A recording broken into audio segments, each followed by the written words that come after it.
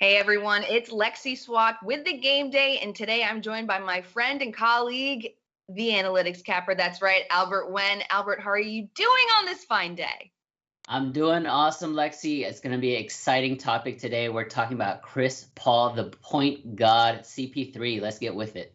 I've been waiting for this topic. Now, let's break it down real quick. Despite multiple injuries this season, we had a COVID scare.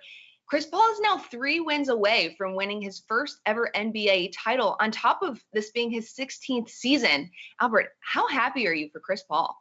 I'm very happy. 16 years into a profession, not including, his high school career, his college career at Wake Forest, but he was working all the basically 20 plus years to get to this point. He's an 11-time All-Star, 10-time All NBA performer, and a 9-time All Defensive Team. He's one of the best players of this generation, arguably the best pure point guard of this generation. It'll be good to see him win one finally. You don't get the nickname point god for no reason whatsoever. Now, when people think of the best players in the last 15 years, we talk LeBron, we talk Steph Curry, Kevin Durant, Giannis Antetokounmpo.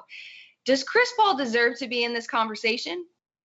I think so. I mean, if you look at just the staple players of his draft class and beyond, so 2004 to today, you have to include also guys like, Dwayne Wade and Carmelo Anthony, maybe some Dirk Nowitzki in there as well, Kevin Garnett, Tim Duncan. So, I mean, he is on the Pantheon right now in terms of the point guard ratings. I actually have him in my top 5, arguably top 6. But if he wins in this next week or two, he might catapult into the Mount Rushmore behind Steph Curry, Magic Johnson, Oscar Robertson. I mean, you can't be on the banana boat and not be considered one of the best of all time. That was what LeBron, D Wade, it was Chris Paul and Carmelo Anthony. I think that was some fun company right there. Now, looking at the numbers, Chris Paul is a true point guard in every sense of the traditional role. Is he one of the best point guards of all time? I know you just previewed that very shortly in your last answer. I think so because he's so versatile, and honestly, players of today who's been playing for more than 10 years have to adjust their game. When they came in the mid 2000s, it was grinded out, it was all pick and roll, hunting for the mid-range shot and layups. Now they're expanding the offense out to the three-point line and beyond. And Chris Paul is one of the guys who really adjusted well. He shoots great from three-point. He plays that pick and roll game awesome. He's still one of the best mid-range shooters in the history of the game.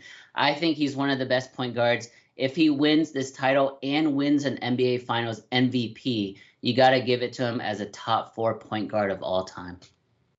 A very important question as we are preparing for the rest of the NBA Finals between the Bucks and the Suns.